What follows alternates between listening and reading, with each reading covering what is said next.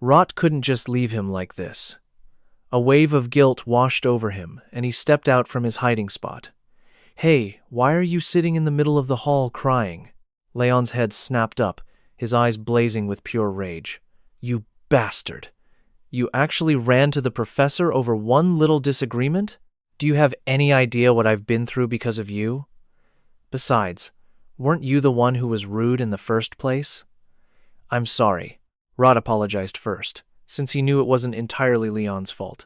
Leon was completely blindsided by the sudden apology. "What did you just say?" "I said I'm sorry for being rude back then. I took it too far. And for the record, I'm not the one who snitched on you, all right? I was just as embarrassed when the rumors started flying. It was my friend who accidentally let it slip in front of the professor." Taking the handkerchief from him, Leon was still conflicted. Was he really apologizing? It didn't even matter anymore. Leon wiped his tear-streaked face with the cloth. Did he really think this was enough to appease his anger? "I never told you to blow your nose in it. I'll wash it and give it back. I misunderstood things earlier, so I accept your apology.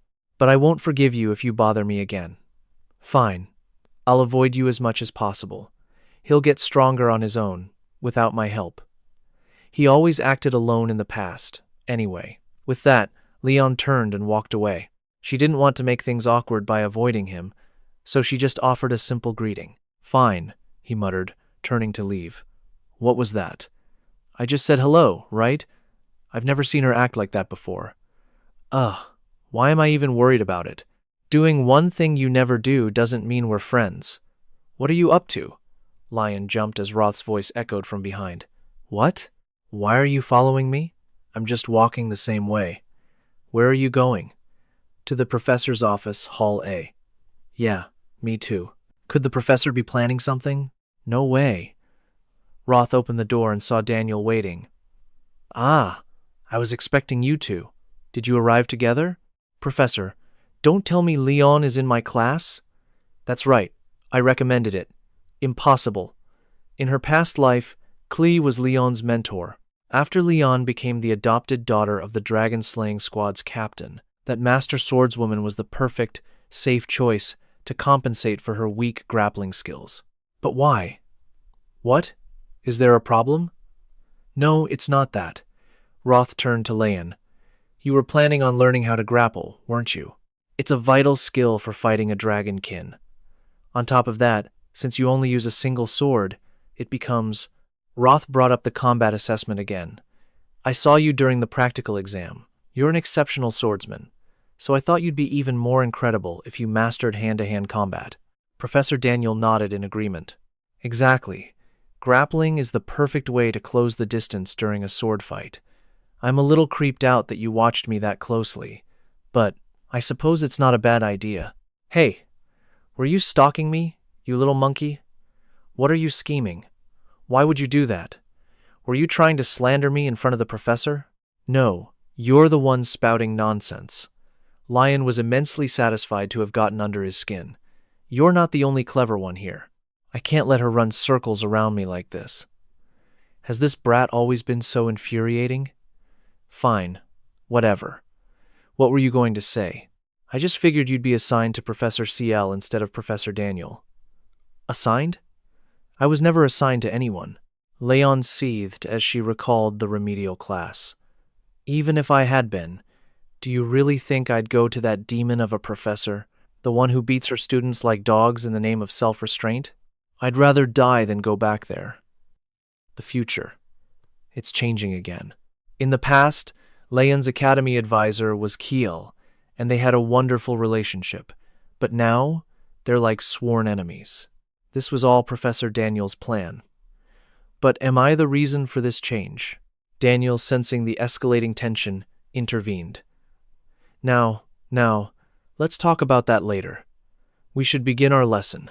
Before we start, allow me to give you a brief explanation. Swordsmanship is a deep and profound art, for it demands you endure pain on par with broken bones, starting with the simplest of movements, all to attain perfection with the blade. Of course, you both have excellent foundations, so we don't need to get bogged down in theory, but there are still thousands of techniques to master. You must experience them for yourselves, to find what truly suits you, and this self-restraint class will provide you with that very experience. It turned out Daniel was just like CL, the second demon on Leon's list. Now then, are you two ready? So, in the end, he just wants to beat us senseless. He put his hands on his hips and announced, "That concludes today's lesson." Looking down at the two of them sprawled miserably on the ground, he added with a smile, "From now on, we will have both group and private lessons, just like today. Have a wonderful weekend. I'll see you next week." Roth managed to lift his head, groaning, "Damn it! I thought you two could at least defend yourselves." Tying her hair back, Leon grimaced. "I told you to watch your language. Why must you always use such curses?" He didn't care. If you were a mercenary like me, you'd be cussing too. Besides, after getting thrashed like that, aren't you the least bit angry? Leon replied coolly. "Not really. Why would I be angry? We lost because we're not strong enough yet. It's a simple fact. We need these lessons precisely because we're still weak. And you should know, Professor Daniel is considered a very lenient teacher." Roth gave her an exhausted look, but she continued, "The day you train with Professor Clow, you'll realize just how merciful those blows today really were." He flinched. Roth quickly changed the subject, saying, "Let's just drop it." Leon smirked teasingly. "What's the matter? Feeling a little guilty?" He ignored her question and declared he was leaving. She goaded him. "Where do you think you're running off to? If you feel so guilty, then teach me how to grapple." He froze. "What? Where did that suddenly come from?" She replied, "You're the one who said my grappling skills were lacking. I heard a rumor that your close combat skills are incredible, so teach me." He shot back, annoyed. "And why should I? Go ask the professors." She felt it was more convenient for him to teach her, since she barely had enough time for her swordsmanship classes as it was. Plus, she was already tired of getting beaten black and blue by Professor Klee. Staring into her glittering eyes, he finally surrendered. "Fine, I get it. Now let go of me." Hearing that, Leon broke into a brilliant smile. "Really? You better keep that promise." He immediately spun around as if trying to flee. "I said I get it already." As he walked away, his past life flashed through his mind. These differences between that life and this one, they keep catching me completely off guard. I found myself unable to even refuse her request. It's definitely not because I think she's cute or anything. In any case, she's one of my most important friends. Getting a little closer to her probably won't hurt, right? Thinking about it, this was the perfect chance. An opportunity to finally repay the debt I've owed her since our past life. A sinister thought crossed his mind. "This is all your fault for asking me to teach you grappling techniques. I'm going to make you regret this." The scene then shifts to the Dragon Slayer Academy, located in the imperial capital of Apia, right in the center of the continent. A single, powerful Dragon Slayer represents the might of an entire nation, so the imperial family spared no expense in supporting the academy. He and most of the graduates from here were highly sought after by the Royal Association. Nearly all the facilities at the academy were built in a modern style. However, the students were bound to grow tired of this monotonous life, confined to such a limited space. For that very reason, the academy allowed students to freely roam the capital on weekends and major holidays. Hinnis shot them an annoyed look. "Hey, are you two going to drag your feet like this all day? I already told you I have a lot to do today." Rudd immediately shot back, "I was getting ready to enjoy a day off." Bach chimed in, agreeing that he also wanted to rest. Hearing this, Hinnis snapped. "There are still so many things to see at the academy. Are you two planning to sleep through every single holiday we get for the next 4 years?" He figured that sleep was a far more worthy reward than playing porter for her. Hinnis ignored their attitudes, shoving a pile of bags at him. "Stop complaining. I'll buy you an expensive meal later, so just deal with it." He immediately passed the load to the person beside him and sighed. "No choice, then." Seeing the bags dumped on him, the other guy grumbled. "Rudd, Hennis asked you to carry these, so why are you giving them all to me?" He simply asked him, "You got any money?" The other guy immediately said no, and just like that, Bach was stuck carrying everything. A moment later, both of them were trailing behind Hennis, their arms completely full. Bach lamented dramatically. This mountain of shopping has truly shattered the heart of a poor man like me. Up ahead, Hennis just kept nagging. Stop mumbling and walk faster. After a long shopping spree, she finally decided it was time to eat. They soon arrived at a luxurious restaurant. The waiters and waitresses bowed respectfully. Welcome, Lady Hennis Holia. Following her lead, the two boys happily entered the establishment. Rude couldn't help but be amazed. Is this a restaurant or a palace? This is way too extravagant. Looking at his companions, he couldn't help but sigh. How are you so calm? Are you two trying to prove you're both from the upper class? Hennis asked, confused. What are you still doing? Sit down. He stared at the elaborate table setting, completely bewildered. I've never been to a place like this in my life. Soon after, a waiter came to take Hennis's order. As calm as ever, she began listing off dishes with exotic names. Bach just said he wanted a lot of meat. She immediately told the waiter to bring him a 600-gram steak. Watching his friend shamelessly order dish after dish, he was speechless. 500,000 repo for one meal? That's enough for me to eat for a whole month. He panicked internally. How can everything here be so insanely expensive?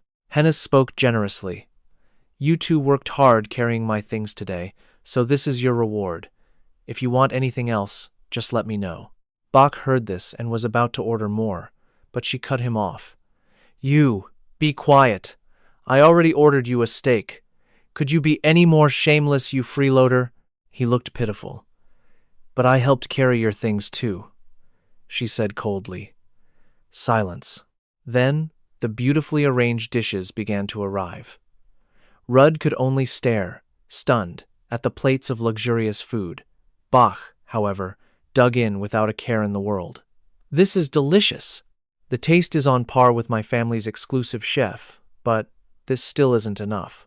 I think we should order more. Just then, a knife flew past his face, making him freeze in terror. Her voice, now dangerously low, echoed, I told you to be quiet. Then, she turned to Rudd with a smile and asked if he liked the food, pointing out different dishes and praising their taste. Rudd could only force a smile and thank her. Someone who's eaten expensive food before would definitely notice the difference. But for a commoner with a simple palate like me, everything tastes pretty much the same. Besides, after what she said about her brother recently, for some reason, I've been able to sense her kindness. To be honest, it's a little overwhelming, because in our past life, she and I were more like mortal enemies than friends. He recalled the past, where they were always fighting. Her sharp words echoed in his memory. I told you to eliminate the Earth Dragon first. Just how strong do you think you are, letting it go berserk like that? Are you going to pay for all this expensive equipment? He had retorted just as fiercely. Damn it, you don't bother someone while they're eating. Are you an idiot?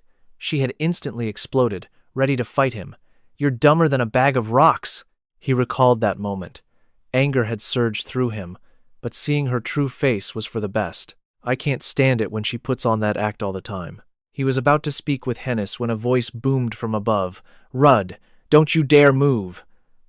Suddenly, Hennis's terrifying face was inches from his. I told you not to order anything else after eating all that. What more could you possibly cram into that stomach of yours? Did all the nutrients from your food go straight to your muscles and skip your brain? Your brain is so smooth it must be made of muscle too. Bach froze in terror. She was just too intimidating. Touch the food on this table one more time, and I'll chop off your hand and cook it for you. I'll make it into a meal and feed it to you personally. Bach shrank back in fear, as she turned back with a friendly smile and asked, What was it you just said, Ruth? He went stiff as a board and stammered, Nothing. I just wanted to thank you for this delicious meal. Hennis leaned on her hand, smiling sweetly. Don't mention it. The other guy felt completely left out, as if he was being discriminated against. He watched the two of them with a sad expression. Suddenly, Ruth realized it was already 8 o'clock, and a thought struck him. There was something else. Finally, he remembered. Leon had asked to meet him at 8 for training. A jolt of panic shot through him, and he hurriedly rushed out. The first thing he saw was Leon's scowling face. You're late. Meanwhile, outside the training room, Leon was feeling incredibly anxious, her left foot tapping restlessly against the floor. It was clear she was waiting for someone. The more she thought, the angrier she got. It's 8:05. Why isn't he here yet? Just yesterday, they had promised each other. They were supposed to train together at 8 o'clock. And yet, he was nowhere to be seen. She thought about Ruth. He was the first person she could talk to normally. Unlike her, he seemed to have tons of friends. Maybe he'd forgotten their promise entirely. At that thought, her mood soured, and a wave of disappointment washed over her. Just then, from a distance, Ruth opened the door. He walked toward her and asked, "Oh, you're here already?" His arrival startled Leon, who pouted with a hint of annoyance. "You're late. Don't you know you're supposed to arrive 10 minutes early for an appointment?" With that, she turned and stomped toward the door. Hearing her words, Ruth felt a pang of guilt for being so tardy. He scratched his head and apologized. "Ah, you're right. My bad. I'm sorry." As she walked, she suddenly asked, "What did you eat before coming here?" The question made Ruth wonder if he smelled weird. He lifted his shirt to his nose for a sniff. "Do I smell or something? I just had a few dishes with friends in the capital." Then he walked over to the lockers and took off his outer shirt. After hearing him mention the capital, she grew a little curious. "You said, the capital? You mean outside the academy?" Ruth nodded in response. "Yeah, a friend treated me to a meal." He finished folding his clothes and glanced at her. She felt like she'd overstepped and mumbled shyly, "I see." Although Ruth turned away, he still caught the full range of emotions flash across her face. He tried to change the subject. Anyway, about today's grappling techniques. Before he could finish, she suddenly cut in, "So you really do have a lot of friends." But Ruth ignored her and started getting ready for their session. "All right, let's start with the basic footwork." But she was still lost in thought about the capital. She rubbed her palms together, saying wistfully, "I've never been to the capital." But Ruth had already walked away, leaving her standing in the corner. He was starting to get annoyed by her muttering. He frowned. Ugh, damn it. She didn't dare waste any more time, and immediately began her drills. "All right, let's officially begin our grappling practice." After a moment of thought, Ruth made a decision. Next Saturday. His sudden declaration left her confused, with no idea what he was talking about. Huh? The moment he spoke, she ran down the stairs toward him. Ruth was standing calmly by the wall. "If you want to go that badly, then let's go see the capital." Hearing his words, her face lit up like a child on their first adventure. She asked excitedly, just to be sure. "Really?" Seeing her pure joy, Ruth couldn't help but tease her. "You look pretty happy about it, huh?" Her expression changed in a flash as she feigned composure. "No, I don't. I'm only going because you asked." She was clearly excited, but too embarrassed to admit it. Ruth pushed a little more. "So, should we just stay here then?" She answered without a second of hesitation. "No, I'm going." Ruth didn't press further. "All right then. Now, let's start our warm-up. You said you wanted to learn, right?" She happily followed behind him. "Of course. By the way," as they walked, she unleashed a barrage of questions. "Is there a lot to see in the capital? I heard the food there is amazing." "Oh, right. What should we eat when we get there?" It was all Ruth could do to listen as she went on, and she wasn't done yet. "Where did you and your friends go today? What's popular with everyone lately?" "The other day I saw something really big. It was so overwhelming." Ruth pulled something from his pocket and tossed it directly into her mouth, successfully silencing her. A deep blush bloomed across one of her cheeks. Furious at his sudden action, she yelled, "What was that for?" Ruth, still in his throwing stance, replied with a cold expression, "That's enough. Put these on." Then he asked, "Are you always this talkative?" While putting on the gloves, she answered, "Yeah, my mom used to scold me for talking so much." "Do you know her?" "My mother is the captain of the dragon slaying squad." What followed was a long introduction about everything under the sun. Ruth had no choice but to mentally block out her voice. He couldn't believe it. He never would have guessed that she was such a chatterbox. He had no idea how she managed to restrain herself in her past life. At this rate, his ears were going to be in serious trouble. He decided to cut the conversation short before it was too late. Let's talk later. All right, that's enough talk. Stepping over to the training posts, he announced, the grappling technique I'm about to use belongs to the stereo school. To be precise, it's a modified version that even an ordinary person can use. She knew the stereo style was an insane martial art, one that relied entirely on a person's physical gifts, right? He began explaining the fundamentals before they moved on to live combat. He leaned against a post and stated, because of that, I can only teach you a few of the forms and combat methods. His mind drifted to the infamous Professor Clay. She was a master who used a mixture of grappling styles from all over the continent, with no fixed form or method to counter her. The only way to survive was to take fewer hits while landing one critical blow. Kia had a question. That's always easier said than done. But how can I take fewer hits when I can barely even defend myself? And that's the most important part. Trying to attack while defending is incredibly difficult. Rot began rotating his ankles, explaining, that's why I'm going to teach you how to take fewer hits in the first place. As he spoke, his feet blurred, moving like the wind from one spot to another. Kia watched, stunned, thinking, asterisk, I can't read his movements at all. Asterisk. They were almost identical to the coiling of a serpent. Each step followed an unpredictable, circular path, making it impossible for an opponent to guess his next move. Rod appeared before her and explained, the serpent step. It's a movement technique that uses only the toes. Reading this footwork is difficult, because you're only using a tiny fraction of your leg muscles. A realization dawned on Kia, and she guessed, is this also a stereo technique? Rot replied, this one's mine. They fight with their entire body. They wouldn't use something like this. That was the difference between his methods and the stereo school. Hearing his answer, Kia's eyes widened with admiration. Wow, you're a true genius. Rot told her to give it a try. Kia immediately attempted the movement, asking, so, this is how you do it? The moment she said it, she performed the technique perfectly, all in a matter of seconds. Rot looked on, a hint of jealousy in his eyes. Asterisk. Someone like you is the genius. Not me. Asterisk. It took her only a few seconds to grasp the basics of the method.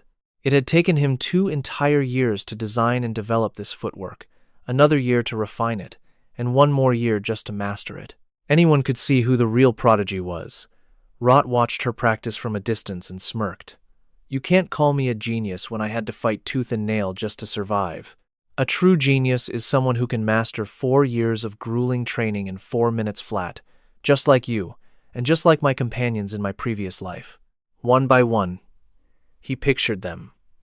The young woman Hennis, Haulia, and the young man, Boss. After a moment, Kia turned to him excitedly. So? Am I doing it right? She was met with Rot's mysterious smile. He suddenly kicked her leg out from under her. It's still messy. Kia tumbled to the ground with a painful cry. Rot stared down at her, his face cold. I told you to use your toes, not to start dancing. Don't you think you should calm down? Stung by the pain, Kia slowly sat up, glaring at the back of a cheerfully smiling Rot, wanting nothing more than to give him a piece of her mind. But Rot gave her no time to rest and pushed her to continue. Get up. Do it again, you fool. He began cracking his knuckles, a dangerous glint in his eyes as he warned her. If you want to learn this, you're going to do it perfectly. And today, I'm going to work you to death.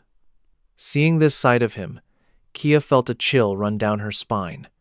Asterisk. Oh no. This time, I'm really done for. Asterisk.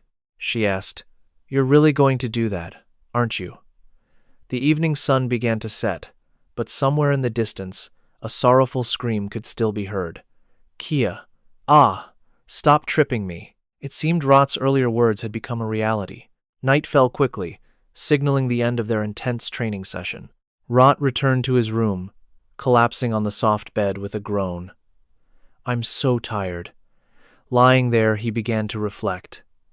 Asterisk, thankfully, everything is progressing well. Asterisk, the flow of events wasn't too different from his previous life, but things like his relationships. At that thought, his expression hardened. So much has already changed, far more than I ever expected. From Kia, Hennis, and Haulia to Boss. One by one, they were all appearing in this life. He wondered just how much the future would be affected, but then he corrected himself. Asterisk, no. The entire reason I'm doing this is so no one has to die. It can't possibly be the same as before. Asterisk. The future absolutely has to change.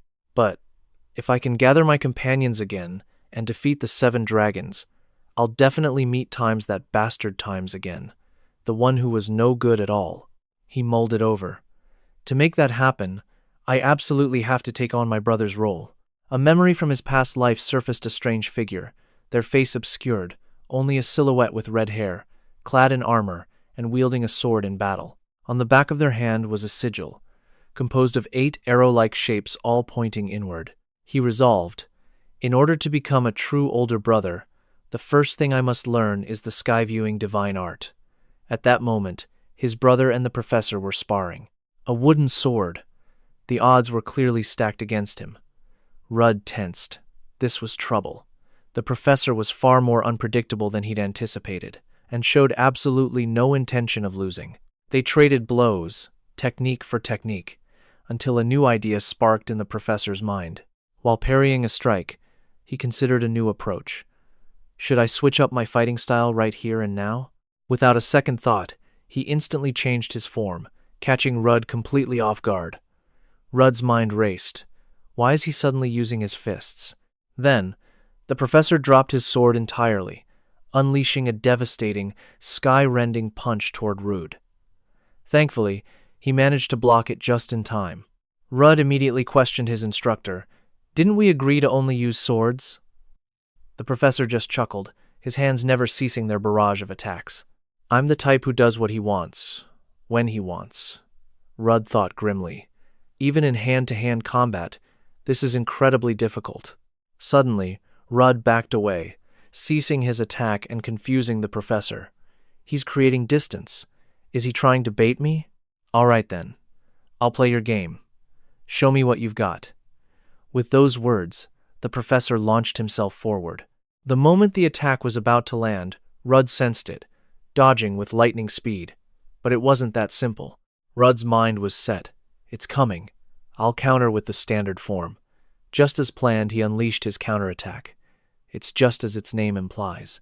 The Firmament Observation Sword Style. A defensive blade. 1 strike to defend, 1 to lock the enemy's attack, and 1 final slash to counter. In his past life, he only learned the Heavenly Blade style to try and catch up to his brother, but the true Firmament Observation Sword style required something else entirely. Something beyond mere sword techniques. Rudd's single strike left even the professor impressed. Your defense and counter were so perfect. I have absolutely nothing left to teach you. You have such outstanding swordsmanship.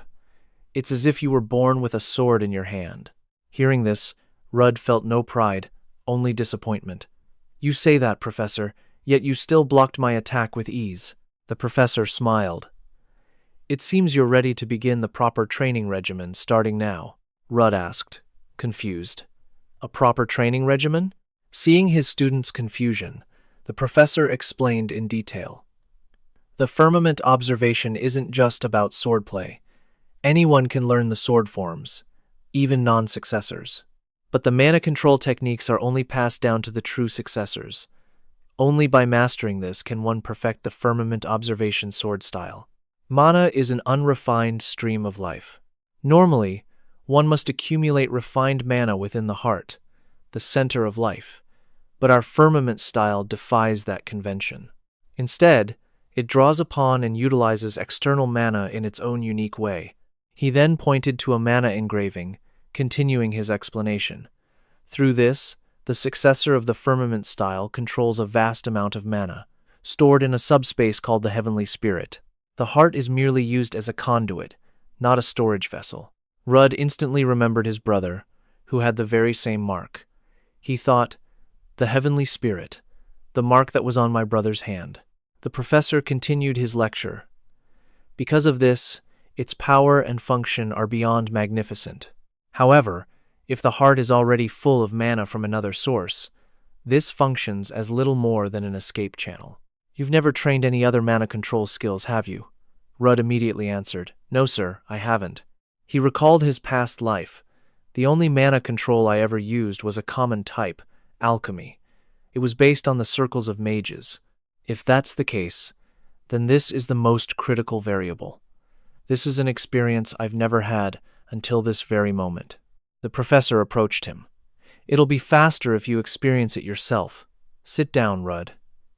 But first, where do you want the engraving? Rudd was silent for a moment, then held out the back of his hand. Please, put it here. The professor smiled, taking his hand. This might sting a little. But as the professor began the engraving, Rudd winced, his thoughts screaming. Sting a little? This feels like my hand is being branded by fire. After a tense moment, it was finally done. He stared at his hand. I can feel it, a flood of pure mana. The legacy of generations of successors, passed down through the ages. The achievements they earned through entire lifetimes of dedication, now distilled into pure information. The flow of mana, all of it creating an entire sky within me. A clear, transparent sky. As he was lost in this new ocean of mana, the professor's voice snapped him back to reality.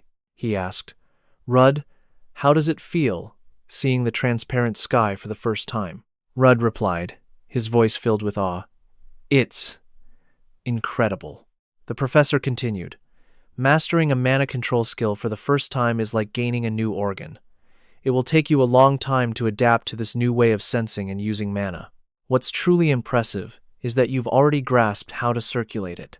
At that moment, the professor turned to look at Rudd, only to find him already manipulating the mana flow with incredible dexterity. He was utterly stunned. His mind was filled with a storm of astonished questions. He didn't just grasp it. He's already using mana drawn from the heavenly spirit? In a matter of minutes? So, in the end, just who was that child? Meanwhile, Rudd remained completely absorbed, studying the mana in his hand.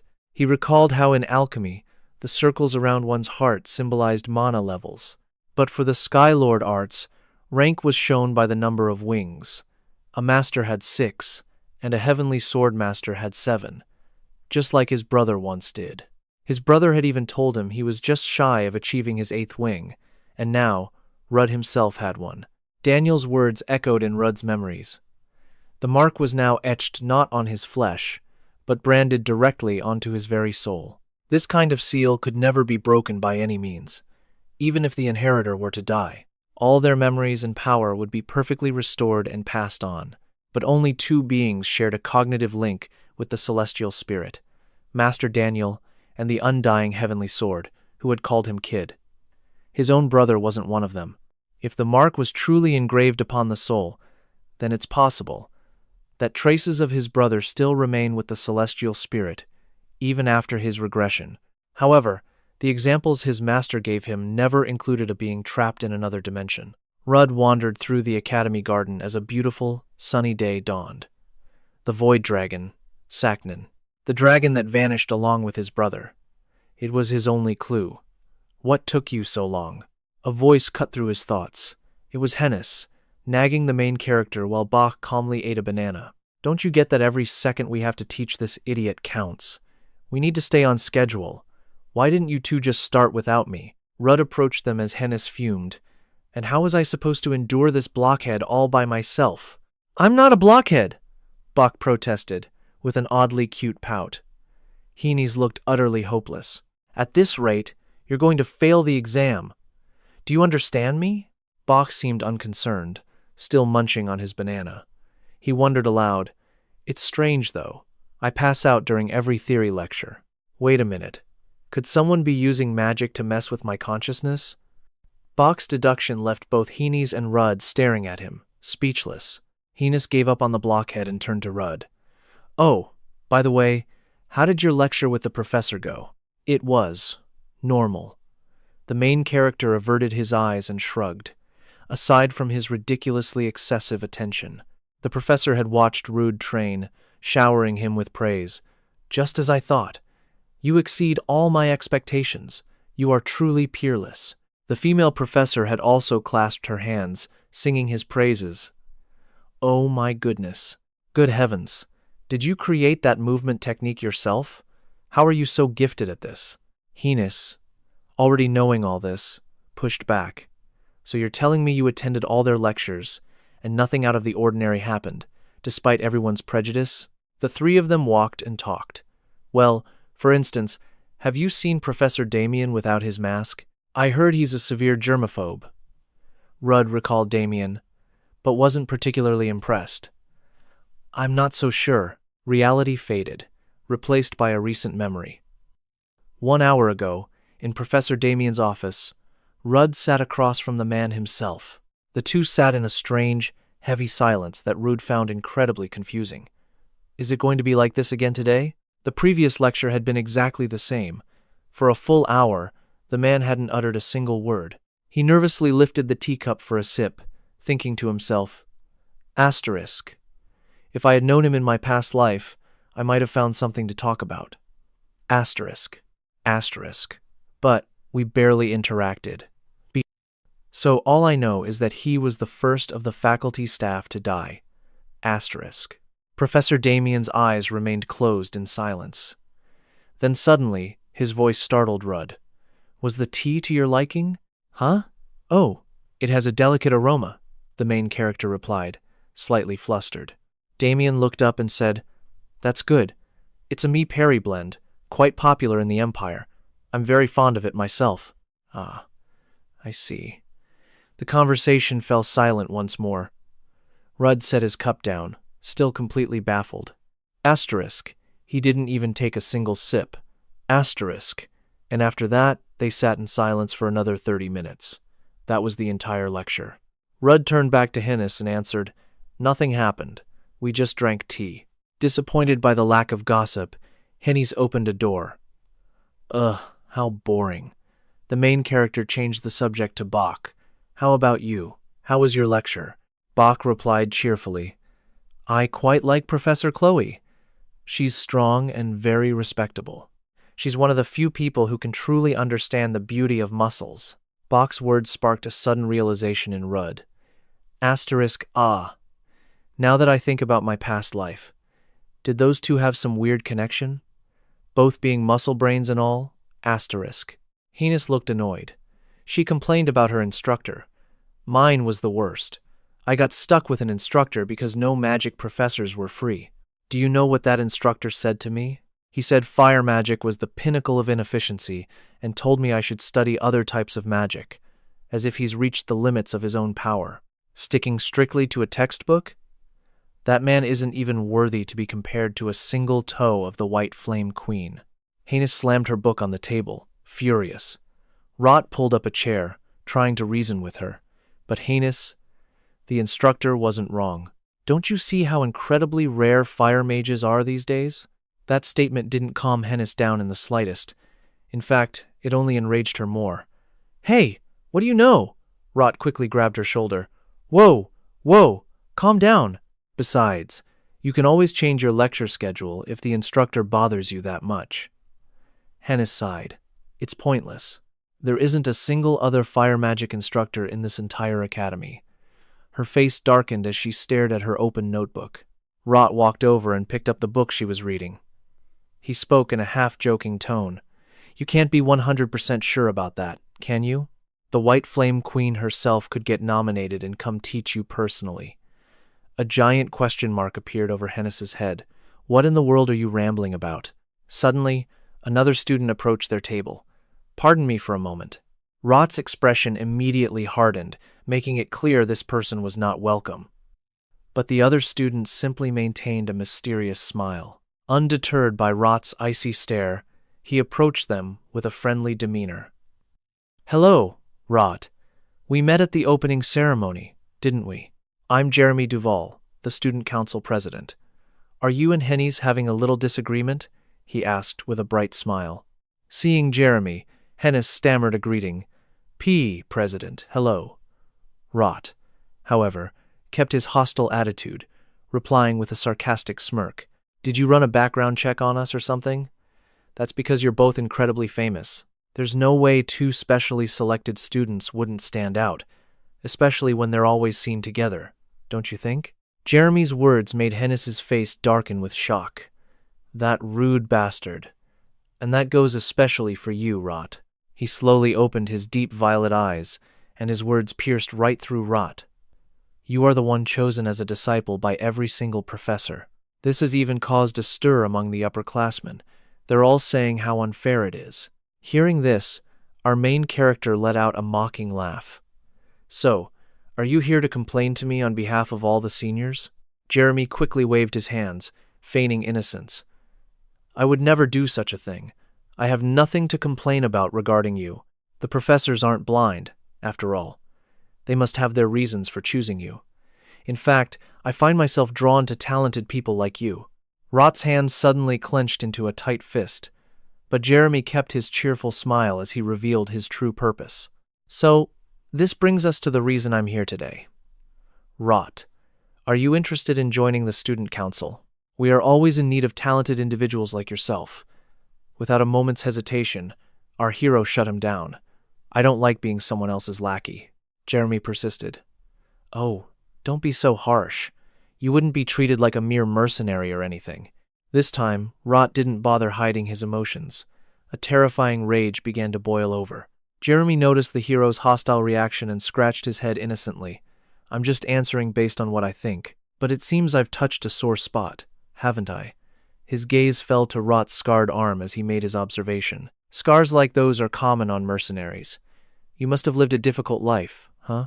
Rot spoke, his voice a low warning.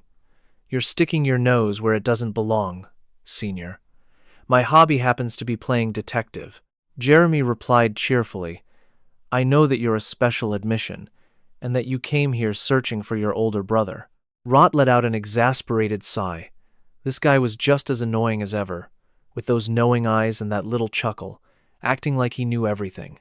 Even in his past life, that sharp mind of his earned him the title of the decider among the ranks of the Dragon Slayers. But I know this bastard's true nature. From the bottom of his soul, Rot utterly despised him.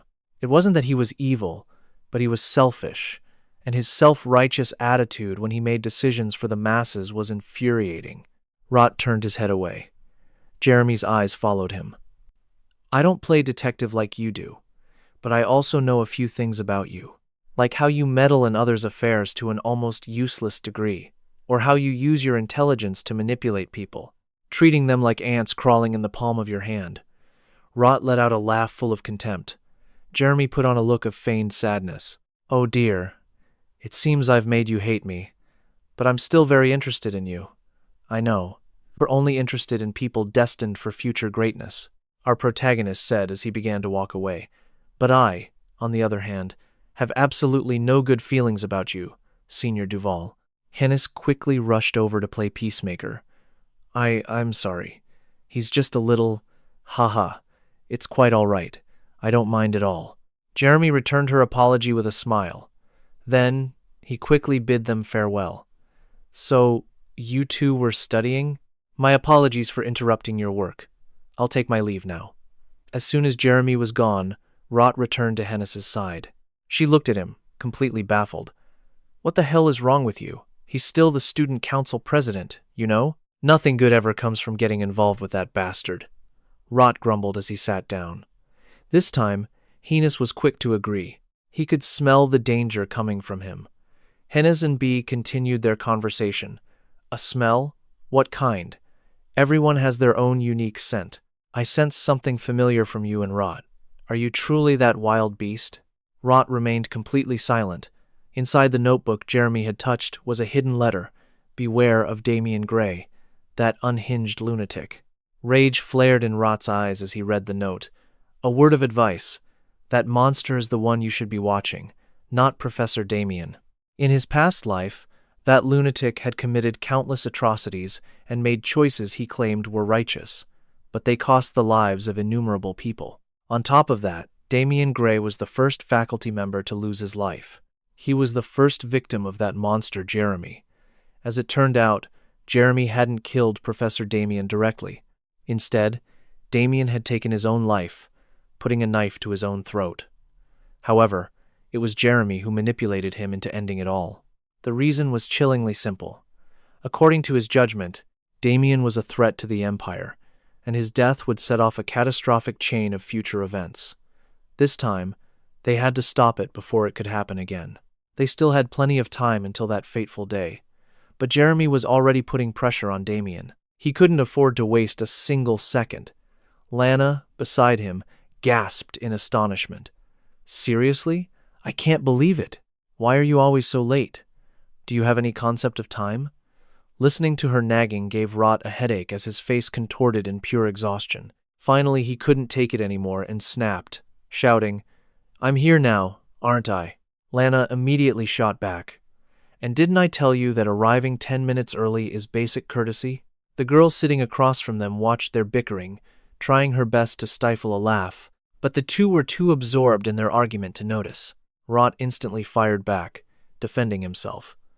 "The best courtesy you're getting is me spending my precious weekend with you. You got that?" Lana's eyes blazed with fury as she retorted, "You're the one who invited me." Losing his patience, Rot grimaced and reminded her, "You were the one looking like a kicked puppy in the rain." But it seemed Lana didn't even hear him. Her attention was already fixed on whether they had arrived. She eagerly peered out the window and cheered, "We're here." After they got off, Lana was like a happy child, her eyes sparkling at the bustling scenery before them. She couldn't help but exclaim, "Wow, it's so lively here. The Dragon Slayer Corps headquarters is busy, but nothing compares to this." Lana gazed at the sea of people, completely captivated. She turned to the gloomy-faced Rot, who looked anything but happy, and asked cheerfully, "So, where are we heading first?" He replied with a casual shrug, "Who knows? You can carry your own luggage." Lana stared at him, stunned. "What? My luggage? You're the one who asked me to come along. That means you have to carry my bags." Rot just scratched his head, avoiding her gaze. "All right, let's go buy something first," he muttered. "All the kids I know like to have fun." An idea instantly sparked in Lana's mind. She grabbed his hand and started pulling him along, declaring, "All right then, let's go buy some new clothes." Rot didn't care what they were buying, but Lana holding his hand made him acutely aware of her touch. He snapped again, "Why are you holding my hand? Let go!" Lana didn't even look back as she ran, simply explaining, "This way we won't get lost, right?" Caught off guard as she dragged him along, Rot yelled, "Wait up! Where did you get all this strength from all of a sudden? You're going to break my arm!" The two of them finally stumbled into a boutique. Once inside, Lana's eyes immediately locked onto a beautiful white dress. She couldn't help but gush, "This dress is gorgeous." She then turned to him, "What do you think?" "It's so beautiful, and it's white." Rot glanced at the dress and replied nonchalantly, "Is that really the best description you can come up with?" Seeing an opportunity, a sales assistant quickly approached them. "Would you like to try it on, miss?" Lana eagerly replied, "Yes, please." When she stepped out of the dressing room, the assistant couldn't help but gasp, "Oh, my goodness. You look absolutely stunning in that dress." Lana was thrilled to hear the compliment, but she still asked with a hint of doubt, "Really? Do I really look good?" Hearing Lana's question, Rot finally looked up, then returned to his usual indifference. And it's white." Hearing this, Lana stormed past him, clearly annoyed. "Are you making fun of me?" "Miss, I'll take it." Hearing her decision, Rot tried to rush things along. "All right, we're done here, right? Let's go." But Lana's hand stopped him. She looked at him and said, "Wait." Since he'd agreed to come with her, she was going to buy him something. At this, Rot's face twisted in pure disgust. Even as she held up outfit after outfit, he kept protesting, "I don't need any new clothes." But before he could finish, Lana cut him off. "This one looks perfect on you. Go try it on." Seeing a sale in the making, Janet cheerfully guided Rot to the fitting room. Rot followed with a look of utter defeat, while Lana just beamed, thinking to herself. Roth was a complete enigma. The first time they met, he was openly hostile and picked a fight with her for no reason. But then he'd claim he saw her crying and sincerely apologize, only to show fleeting moments of sweetness. Although their encounters seemed random, the emotions he showed felt raw and incredibly real. She leaned against the wall, sighing to herself. It was like he had her mistaken for someone else. Suddenly, her eyes shot open towards the fitting room. Roth had just stepped out, and the staff member couldn't help but gush, "Oh my goodness, this young man looks absolutely stunning." You didn't need to be a mind reader to see the look on Roth's face. Reluctance was etched into every feature. Liana was so shocked by his transformation that she had to ask herself, "Who is that?" At the same time, Roth was quietly observing her, the girl he once despised. But now, she shone like a star in the night sky. In an instant, Roth shattered the atmosphere in the room. His sleep-deprived expression returned as he grumbled, "What are you staring at? You said you were buying this, didn't you? Hurry up and pay." Liana shot him a glare as she walked to the counter. "Happy to get a free outfit," she silently cursed him. The nerve of that guy. She shouldn't have bought him a single thing. After walking around and grabbing lunch, the two of them stepped out of the restaurant. Liana couldn't help but compliment the meal. That food was incredible. No wonder this place is so famous. But then, something dawned on her. She stared intently at Roth, thinking, for a brat, he actually looks really good in those clothes. Feeling her intense gaze on him, he asked calmly, "What are you staring at me for?" Hearing this, Liana quickly tried to cover her tracks. She changed the subject entirely. "Nothing. Anyway, I was going to treat you to lunch. Why did you grab the check before I could?" Roth simply explained, "You already bought me clothes. I'm not that shameless, you know." Liana burst out laughing at his response. She couldn't help but remark, "You're seriously one of a kind." Roth remained stoic. "Unflappable as ever," he coolly replied. "Not really." Just then, Liana recalled Roth mentioning he used to be a mercenary. So she asked, "You said you were a mercenary when you were young. Did you have any comrades?" Roth answered nonchalantly, "Of course I did." He thought to himself, "Though that was back when I was an active dragon slayer in my past life, not a mercenary." Liana continued, her eyes full of romantic ideals. "I knew it. The people you faced life and death with, they must have been as close as family. Always doing your best to protect each other." Her words left Roth utterly bewildered, but Liana kept going. "I wonder, did you have an unforgettable first love among them?" At that, an involuntary shudder ran through him. His hand clenched the advertisement he'd been holding. He hadn't absorbed a single word on it. Seeing his reaction, Liana's expression changed slightly. She wondered internally, "Oh no, was that too sudden?" Roth looked away, took a deep breath, and then exploded. How could that possibly be true? They were mercenaries from the start. What family? You think they'd treat a kid like me as a companion? Those bastards specialized in stabbing me in the back. You have no idea how much I suffered. The sheer volume of his voice startled Liana, forcing her to cover her ears. Okay, she said. I didn't know." As he stomped away, Roth fumed. How could she possibly think I'd have feelings for scum like that? Still seething, he snapped, "Honestly, you're just spouting a bunch of nonsense." Liana, walking beside him, retorted, "I've never met anyone quite like you." Her comment only enraged him further. With a dead serious expression, he prepared to unleash another tirade. Of all the things to say right now. But before he could continue, Liana cut him off. "Look, you're a guy with a rotten personality. You ignore my questions, roll your eyes in disapproval, and curse every chance you get. But you're honest, and you're teaching me grappling techniques. Even now, you're looking at that travel flyer to figure out where we should go next, aren't you?" As if she'd hit the bullseye, he crushed the paper in his fist. Liana added one last thing. "In short, you just seem like a hothead with a soft heart." Her words were the final straw. He tore the flyer to shreds. Then he spun around and snapped angrily, "I tried my best to come out here with you, but forget it. I'm going home. Surprised, she quickly smacked him on the back to stop him. The sudden impact made Roth incredibly annoyed. He whipped his head around to face her. Damn it, Ear! Why did you hit me? Liana quickly answered. But her reply was completely unrelated. My mother said the same thing. That friendship is about supporting and helping each other. That's exactly why I changed our plans for today. Roth had no idea what she was talking about and asked impatiently. What in the world are you rambling about? Liana explained.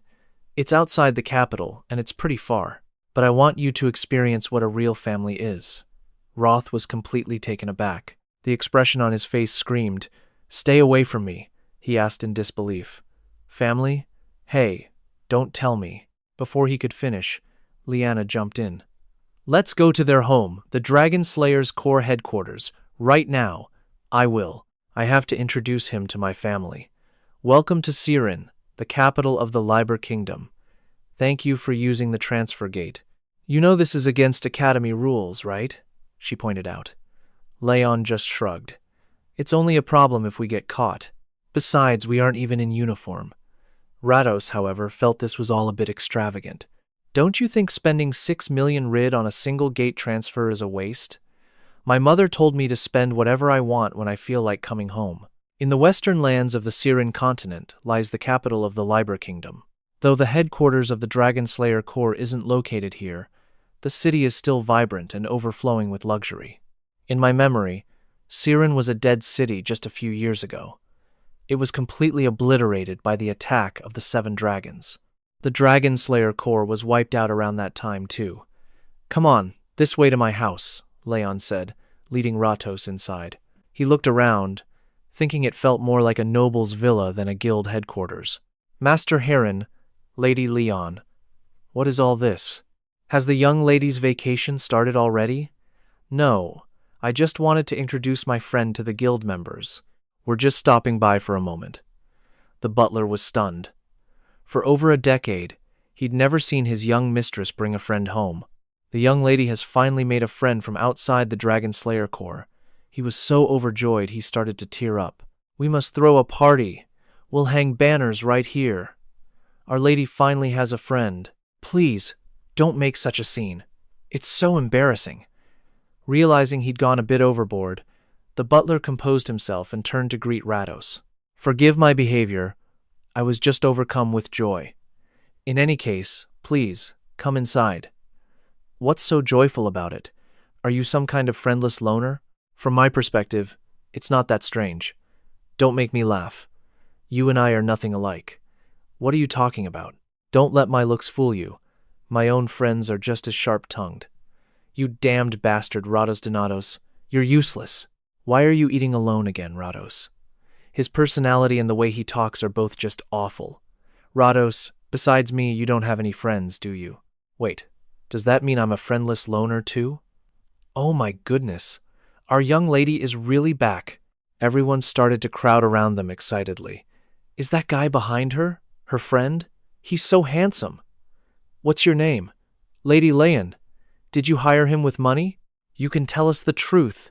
Is your life in danger? Don't get so close. You guys are being so mean. Tell them for me. They're just happy to see me again. Haha, my lady, you seem to have gotten taller. Seeing all this, Rados didn't feel out of place at all. Even though this is my first time meeting the members of the Dragon Slayer Corps, there's a strange sense of familiarity about them. I can see why her personality did a 180-degree turn after Siren was destroyed. While everyone was chatting cheerfully, a voice called from upstairs. Young lady, please come to the drawing room. The commander is waiting for you and your friend. The drawing room? Who's in there? Someone you're incredibly close to is waiting, my lady. Mom. When Leon went up to the drawing room, she saw her mother with another woman. Leon. After so many days apart, mother and daughter shared a warm, tight embrace. My sweet baby. You've gotten even prettier. But isn't it the middle of the semester? Why are you here? Don't tell me you got suspended for hitting someone again. No way. I just wanted to see you and introduce my friend. A friend? Even Leon's own mother was floored by the news. Why are you reacting like that too? To hear that her hot-tempered daughter, The child with absolutely no social skills had made a friend. It truly was a shock. Besides, when you see your elders, you should greet them first. Sitting there was none other than Heinus's idol, the White Flame Queen, Lana Chen. Leon didn't seem pleased to see her. "Oh, it's you, old lady. You're always dropping by our house with nothing better to do. Greetings. My name is Rados." "So, you're that kid from before?" One of the rookies worth mentioning at the practical exercise. "So? How is Halia's daughter doing?" Rados answered her question politely. "Not well. She's frustrated, thinking her current magic instructor is terrible." "Is that so? Well, that's not a huge problem.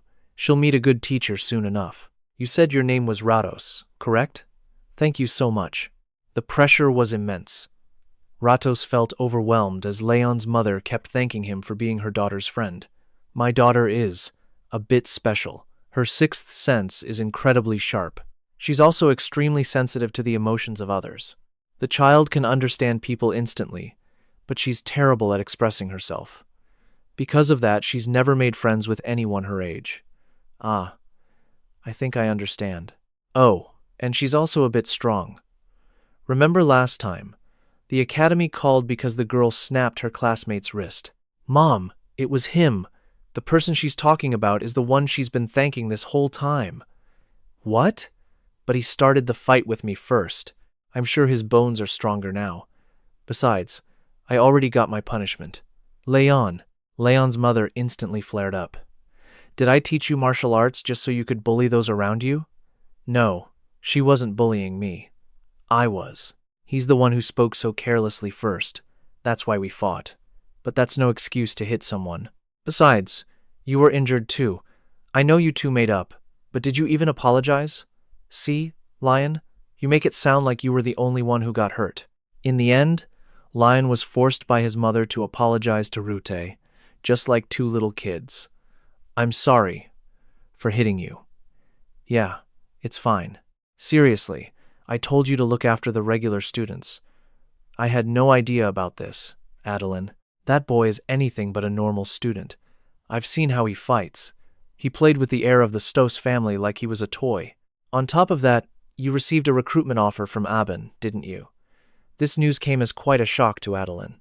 For both of them to be defeated and then personally extend an invitation, that's unheard of. Stos and Moonshadow? That's right. His mother is incredibly strong. She even offered to teach me grappling techniques, but I had to turn her down. Ho ho! Unbelievable. Is that really true? As the commander of the Dragon Slayer Corps, and as Lion's mother, I think I need to reevaluate just how strong you are. What do you say, Ruth? Care to show me your skills? What? Rumor has it the Dragon Slayer commander is a battle maniac. So the rumors were true? This is a perfect opportunity to fight a high-ranking Dragon Slayer. I'd be honored. There's absolutely no reason for me to refuse. News of the duel quickly spread to everyone below. What's going on? Don't make me explain it. I heard the young master's first friend is about to spar with the commander. A new student is fighting the third-ranked Dragon Slayer? Haha, you've got to be kidding me. I wonder how many seconds he'll last. I just hope she doesn't get too excited and accidentally overdo it. Everyone was worried for Ruth, having to face a third-ranked veteran. Heh, that uniform actually suits you. I see why Mother lent you a Dragon Slayer Corps uniform. I hope it's not too much of a bother. My apologies for the trouble. Not at all. I'm grateful for it. It's not every day I get to spar with a third-ranked Dragon Slayer. That's the spirit. Just try not to die. Good luck. Despite his words, Lion went to his mother's side to give her a reminder. Mom, please remember to go easy on him. Greetings, spectators. Are you all prepared? The match will begin now. Our weapons will be these wooden swords. You may only use the mana within your body and must avoid any fatal blows. Furthermore, if you can land a single strike on me by any means, victory is yours. If you win, as the commander of the Dragon Slayer Corps, I will grant you one wish. Do you agree to these terms? Of course. Now then, Ruth, are you ready? Anytime. The match has officially begun. The two warriors instantly rushed toward each other. Root parried Adeline's blow with ease. A battle between equals. Hey, am I seeing things? That kid. He blocked the commander's attack. Unbelievable. A 17-year-old possessing such masterful swordsmanship and flawless technique. It's unheard of. Compared to his swordsmanship, it's a shame his physical stamina can't possibly keep up. However, this is as far as the kid goes. Seeing this, Lion's mother had no intention of holding back, wanting to see the true depths of Root's power. The adults of this era don't know the meaning of restraint. Oh my, Root, are you tired already? Root suddenly surged forward to attack, but she effortlessly parried his strike, sending him crashing to the ground, his wooden sword shattering into pieces. Not bad, are you? I never thought that useless Daniel would have a direct disciple. What do you mean, useless? He is my master. Oh dear, did I upset you? Then stop lazing around on the ground and get up. Avenge your master. Lion, watching from above, was also stunned. I knew this. Nobody was strong, but this is beyond anything I expected. I can't believe Mother is having so much fun fighting him. So what is this feeling in my chest? This suffocating pressure? Is this jealousy, or is it inferiority? I can easily read the emotions of others, yet I can't understand my own feelings. Lion couldn't seem to identify the emotion overwhelming him. Was it envy, or the feeling of being completely outclassed by Rute? Vengeance is a given, ma'am, but I've already won this match. Didn't you just use mana to reinforce your weapon? Oh, is that so? I knew you'd do that, Commander. You fool. Lion's mother never expected her own words would come back to bite her. Don't tell me the commander of the Dragon Slayer Corps is going to go back on her word? Haha, of course not. I said I would grant your wish, so state it. But keep it reasonable. You can't ask for a lot of money. The Corps' financial situation is a bit. I would never ask for something like that. I was wondering who her aggressive fighting style resembled. If it's a request that could tarnish the reputation of the Dragon Slayer Corps, then, even if they aren't related by blood, they are still mother and son. Like a ferocious beast, her violent swordsmanship is identical to Leon's. In my past life, I was never able to defeat her blade, but there was one strategy that brought me close to victory. My wish is simple. Please, fight me one more time. Same rules as before. With that, the two warriors once again charged at each other. No wonder she was so confident in challenging me to a second round. The aura around her is completely different from the first. Should I confirm it for myself? What is this monstrous reaction speed? Rute was finally beginning to unleash his true power. Two warriors, each with their own thoughts. But there has to be an opening somewhere, not during his counterattacks. He dodged my assault perfectly. The way he moves. Those reflexes aren't human. I don't even have time to swing my sword. The only other person I've seen with perception this sharp is Lion. Just what is this kid? Sensory overload. A state achieved by constantly stimulating the body's senses with mana. It pushes your perception to its absolute limit, resulting in overwhelmingly fast reflexes and judgment. But the strain on the nervous system is immense. Even I once tried to use this technique to defeat Lion. To be honest, this kid is going to be tough to handle. He doesn't just have insane senses like Lion. He can read all my movements. And on top of that, his footwork is bizarrely unpredictable, preventing me from getting a read on him. Adin was stunned by Rot's power and senses. He was leaving even Lion in the dust. She could see it wasn't just raw talent. His true strength was something else entirely, a power the likes of which she had never witnessed. But no, she wasn't out of options yet. Refusing to give up, she charged toward Rot. She was determined to win this battle and expose his weakness. Man, watching them fight is making me anxious for them, as expected from a force of destruction. She's so violent. Mom, I told you to go easy on him. Come on, show me what you've got. Fight with all your tricks. Or is running all you know how to do? This is boring. You've done nothing but dodge this whole time. Lion's mother wanted a direct confrontation, a chance to find an opening in Rot's defense. She saw it. He let go of his sword. This is the essence of the art of the empty sky, an unpredictable and fluid response. Their battle raged on, with no clear winner in sight. So he planned to throw his sword from the very beginning? I need to create some distance first. He vanished. Lost in thought, Adine didn't even notice when Rot disappeared from in front of her. He was already behind her. Stos family hand-to-hand combat. Earthshaker. I'll just knock her out for a moment. That memory hurts like hell. Rot was sent flying by a vicious kick from Leon's mom, landing flat on his back. Rot! Seeing him fall, Lion rushed over and started scolding him, punching him as she spoke. You lunatic! Why do you always fight like your life is on the line? You're supposed to retreat when you're outmatched. At this rate, you're going to get yourself killed. Ahem. I'll die if you keep hitting me like that. Are you an idiot? Why push yourself so hard when you're clearly losing? Seriously. I know. Don't be sad anymore. I hate seeing you like that. Hey, I'm not crying. And I didn't lose, huh? Right. Mother lost. Leon's mother admitted defeat once again. She would keep her promise. Tell me, what do you want? Should I open the guild's treasure vault for you? Ma'am, I have no need for such things. Please, just promise me this one thing. A promise? I just need you to believe what I say one day, even if it sounds utterly ridiculous. Well, that's certainly a strange request. May I ask why? I don't want anyone to be sacrificed. Very well. As leader of the Dragon Slayer Corps, my word is my bond. Lion's mother smiled and shook Rot's hand, sealing the deal. Besides, am I already being replaced by the younger generation? How depressing. Still, I look forward to working with you. Son-in-law? Hearing Odin's words, both Rot and Lion were completely bewildered. After their very first meeting, she had already approved of Rot as her future son-in-law. A few years from now, the 7 dragons will awaken from their long slumber, bringing destruction to countless lands. First, the Myriad dragon, followed by the Flash Lightning dragon, and the 3rd dragon will be Laya, the dragon of oblivion.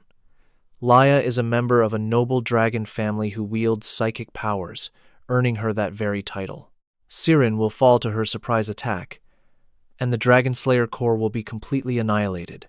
After that, my team will succeed in conquering the Dragon of Oblivion, avenging Leon's tragic fate. But by the end of the war against the 7 dragons, we lost yet another precious comrade. And soon after, a similar war will break out again. This time, however, I won't let a single person die. Now that I've forged a connection with the Dragon Slayer Corps, I can warn them about the Dragon of Oblivion's attack before it even happens. But even if I do that, this person's future might still be. Why are you acting so flustered over an obvious joke? Rot was referring to the word son-in-law that had come from Leon's mother's mouth. You should just ignore jokes like that. Hey, I'm not worried about that at all. It's just, my mother seems to have taken a real interest in you. Well, if that's the case, then getting beaten was worth it. Are you okay where she hit you? No, it hurts like crazy. I told you to take the medicine already. Why are you so stubborn, insisting that painkillers will dull your senses?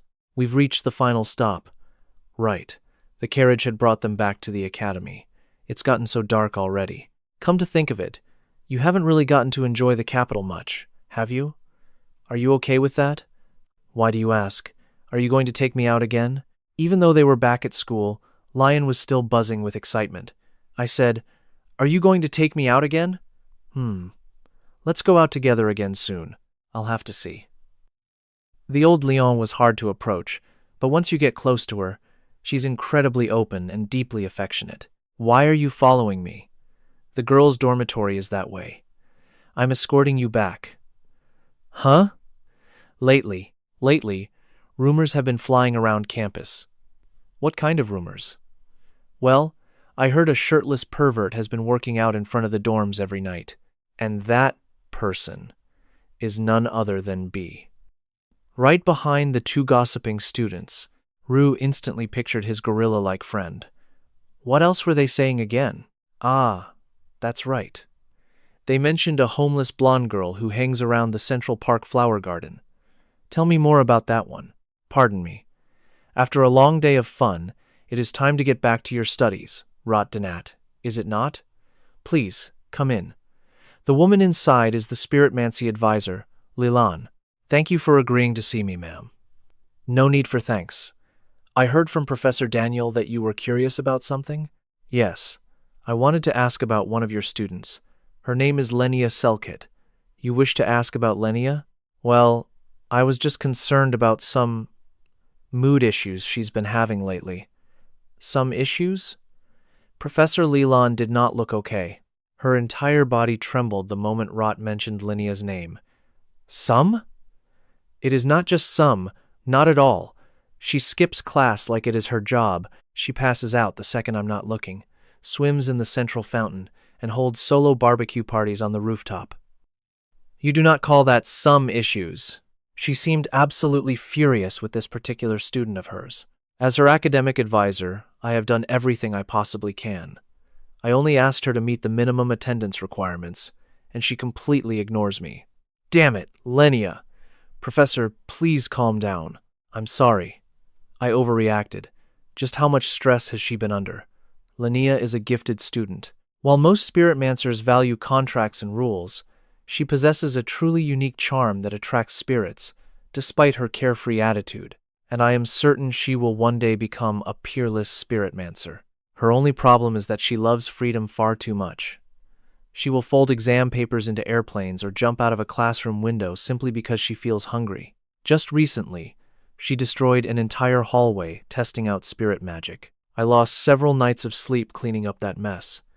She is even worse than I imagined. How on earth did my past self turn this wild horse into a trusted comrade? Let me be honest with you, Rot. Getting Lenia to graduate is 5 times harder than any training I have ever endured. Is she exaggerating a little? It was clear Professor Leland was completely drained by her student Lenia. Rot, this seems a bit much. Then again, back then, Lenia was no ordinary person. The academy only allows students to fail twice a year. If she continues down this path, expulsion is inevitable. But I refuse to let her incredible talent go to waste like this.